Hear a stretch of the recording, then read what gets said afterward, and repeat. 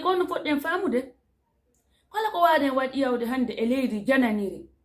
ko ndi weli wo ko ndi weli kala investissement mo waden wadde ton danuden galleji wadden kala ko waden wadde ton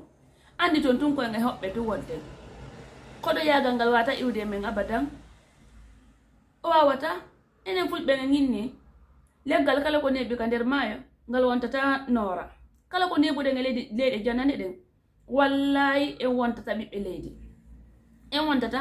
si don faala nan andude dum woni e leydi jananiri dakoɗa e mayri dumoɗa e mayri ñiiɓa e mayri wona ɗon ha inna joni hiɗa yanande hunde wonde important comme inna hande hiɗa yanande sengo laamu fi affaire politique inna joni présentade comme opposant sengo telen affaire politique fi affaire laamu ko on saɓe yaltata ɓe woola histoire ma on enata o de ko arɗon hiide ɓe ko forennaɓe ni ko étranger ɓe ni ko ɗon ɓe rewata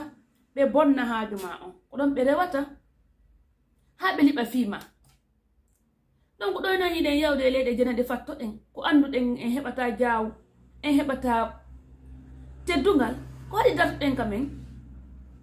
enen en lutte dogude tun awa mi tori ko musidɓe julɓe fulɓe wakkiloɗen courage ɗen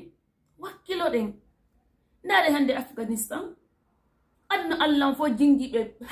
haɓiɓe finalement ko on ɓe sakkitori gonga ka won ɓe hoore gonga ɓen ko ɓen sakkitori hoore gonga ka hande naɓe hetti leydi maɓɓe ndi ɓe waɗa e luwa mo ɓe faala wadde nder leydi maɓɓe ndi ko ɓay heɓe wakkilike kono so ginne wakkilotako ko honno marsirta awa wakkiloɗen enen noon surtout noon enen ɓe sonnaɓe ɓe wakkiloɗen de wakkiloɗen daditoɗen daroɗen